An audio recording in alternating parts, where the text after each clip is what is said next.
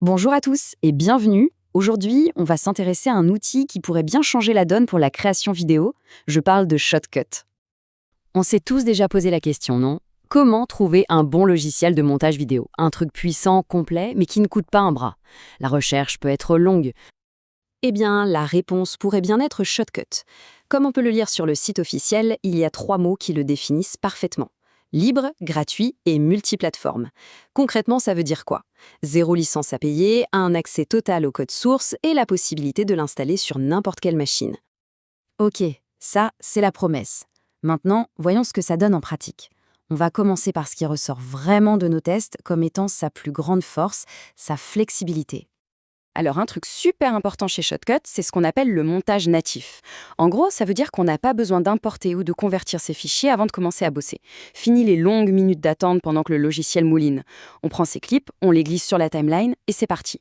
C'est un gain de temps, mais alors un gain de temps énorme. Et cette souplesse, on la retrouve aussi au niveau des formats.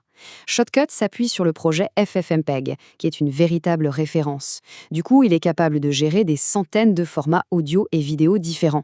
On peut mélanger des rushs de son smartphone, de sa caméra, avec des résolutions différentes, aucun souci. Et en plus, on a une recherche à l'image près, ce qui est vraiment essentiel pour faire des coupes propres et un montage précis. Et quand on dit multiplateforme, c'est pas pour rire. Que ce soit sur Windows, macOS ou Linux, l'expérience est exactement la même. C'est un vrai plus, surtout si on doit collaborer avec des personnes qui n'ont pas le même système d'exploitation. Bon, la flexibilité, c'est bien beau, mais concrètement, qu'est-ce qu'on a comme outil sous la main? Est-ce qu'on peut vraiment obtenir des résultats qui tiennent la route? Premier point, et pas des moindres, il gère les résolutions jusqu'à la 4K. Aujourd'hui, avec les écrans haute définition partout, c'est juste indispensable. Ça garantit que les projets sont de qualité et qu'ils ne seront pas dépassés demain. Mais Shotcut, ce n'est pas juste un logiciel où on importe des fichiers. Il sait aussi en capturer. Il supporte du matériel pro comme les cartes Blackmagic Design, il peut faire de la capture d'écran, enregistrer la webcam et même lire des flux réseau. Franchement, les possibilités d'entrée sont vraiment larges.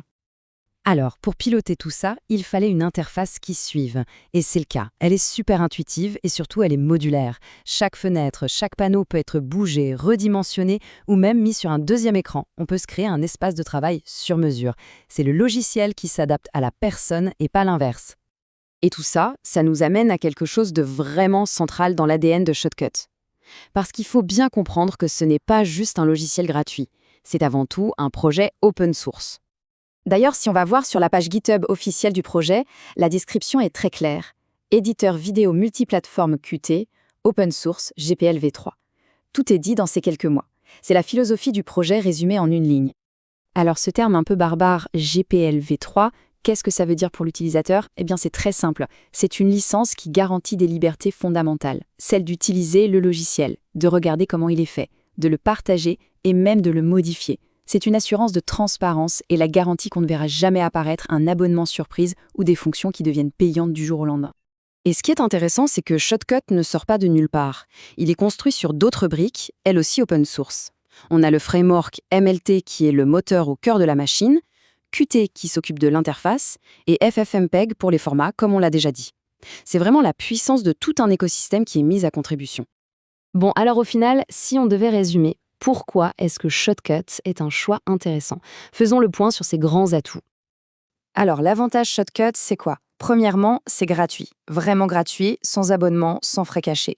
Deuxièmement, c'est multiplateforme. Ça marche partout. Troisièmement, il a tout ce qu'il faut en termes de fonctionnalité pour mener à bien plein de projets différents. Et enfin, et c'est peut-être le plus important, c'est un projet open source. Ça veut dire qu'il est transparent et qu'il est soutenu par une vraie communauté. Et tout ça, ça nous laisse avec une dernière question, une réflexion un peu plus large. Et si finalement l'avenir de la création numérique, que ce soit la vidéo ou autre chose, se trouvait justement dans ce genre d'outils, des outils ouverts, accessibles à tout le monde? C'est une piste de réflexion intéressante. Voilà, c'est tout pour cette analyse, merci de l'avoir suivi.